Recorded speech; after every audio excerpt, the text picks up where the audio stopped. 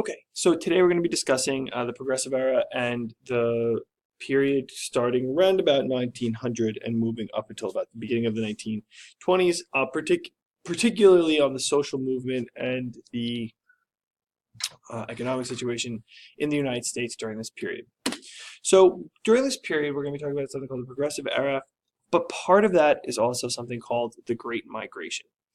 The Great Migration is a period where African Americans had been suffering under great duress in the South, particularly in the Deep South, places like Florida, Alabama, Mississippi, places really along the Gulf Coast. And as a result of that persecution that was going on in the Deep South, African Americans begin to move north to the urbanizing centers of the North. During the early 1900s, there's a great growth of technology and industrialization in the upper United States, places, particularly we always think of New York and Boston and Rochester, New York, and Philadelphia and Pittsburgh, but you also have burgeoning cities like Chicago, Detroit, obviously, with the auto industry, and you have the cities growing and people moving there. So the persecution going on in the South in the early 1900s, the lynchings that occur, cause African Americans to move to the North. And as a result of that, many of them flee to those cities. Now, why is that? Yes, the cities are growing, but you also have growing industrialization and these industrial jobs that are providing really good lifestyles for the people involved. Now, this also invigorates an artistic structure that is going on for the people, for the African Americans moving northward. And you obviously have, as part of that, the growth of African American identity. There is this idea of Black identity, African American identity, that emerges during this period. People talking about their experiences and their lifestyle. So as a result of that, you have the growth of the Harlem Renaissance. The Harlem Renaissance is something that emerges, and we obviously think about that in terms of Harlem in New York City.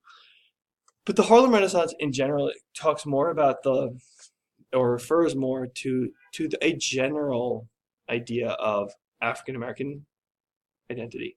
This idea of African American identity in poetry, artwork, and this experience of African Americans in the New World.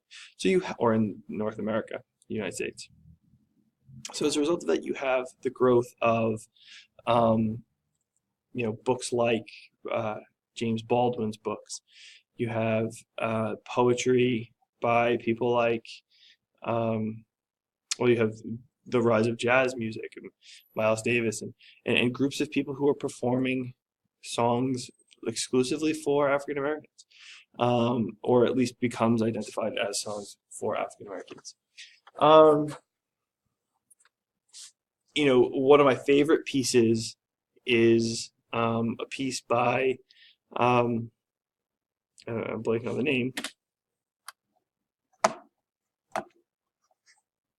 One of my favorite pieces is by Billie Holiday, the famous African-American singer, great blues singer, and her song called Strange Fruits, which talks about the lynching of an African-American person in the Deep South hanging from the magnolia tree. So you have these different songs and poems that are really identify themselves as sort of the African-American, with the African-American experience. So this growth of the Harlem Renaissance is really beginning to show people what African Americans are experiencing and how life is very difficult for them. This is becoming a trend in the early 1900s, that there is this opening awareness to the experiences of the underclasses. And it's happening with the Harlem Renaissance, but it is also happening in industrial centers and workplaces. So you have the growth of the progressive movement. Within the early 1900s, you also have the growth of this progressive movement, not just the literature that is coming out for the African American community, but in the progressive movement, you have this sort of idea of understanding the experience of people working in the factories and toiling under these different systems. So in places like Ohio and Wisconsin, two of those growing industrial centers of the Midwest, there is this new push to make the workers' lives better. So you have people like Samuel Jones in Toledo, Ohio, forcing for a 8-hour work day, or you have him looking for a better criminal justice system to treat people more equitably. You have a minimum wage and things like that going into these different factors of the Midwest. In Wisconsin, you have Governor Robert La Follette. Now, La Follette,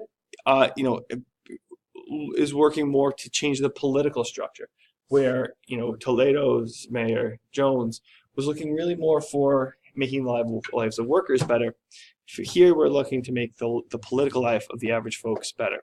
So you have a new primary structure, and directly electing the people who will become president or candidates for president. There is a new tax structure that is meant to alleviate the taxes on the average people. So there is a way to force burdens, tax burdens and different burdens onto the wealthier classes. Really, the height of this progressive movement comes with President Teddy Roosevelt and then continues with his second successor, Woodrow Wilson. Teddy Roosevelt becomes president after the death of William McKinley, right? So William McKinley, so let me start back, right? So Teddy Roosevelt becomes a vocal critic of the system that is being experienced in New York and other places. He becomes governor of New York in the late 1800s. And as a result of that, his sort of vocal personality, the Republican Party decides to sort of hide him away. So he becomes William McKinley's second vice president choice. So in the 1900 election, Roosevelt runs as McKinley's vice president. Now, that was pretty much the best idea for that, because this was a way to hide Roosevelt away, basically give him a powerless position. He's the president of the Senate, but that's all he really has to do. That's great until McKinley gets shot in 1901. McKinley dies. Roosevelt becomes the youngest president in American history, at least until 2019, because we don't have anybody younger yet. When he becomes president, his goal is, as I say in the first point here, to really create a square deal for all. Give everyone sort of fair equality, or at least fairness.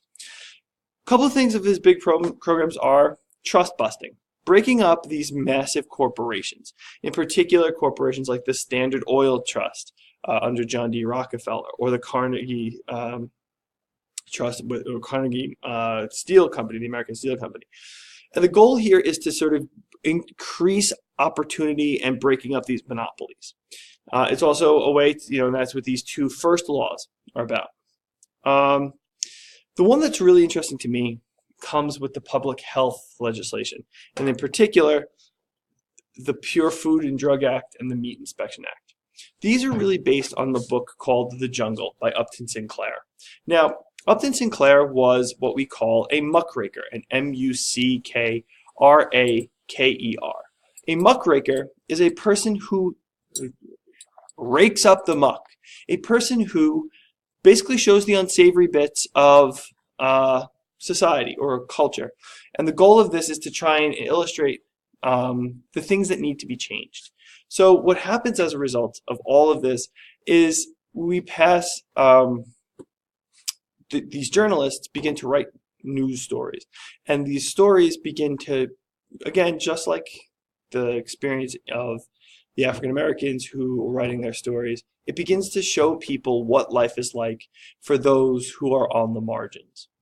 And Upton Sinclair's book, which shows meat packing in Chicago, shows people the troubles of the meatpacking industry. There's this great scene where this guy falls into the meat grinder and his body is just ground up. And it's really this sort of gross experience that illustrates the problem of the industry. And the Meat Inspection Act and the Pure Food and Drug Act aim at making this better.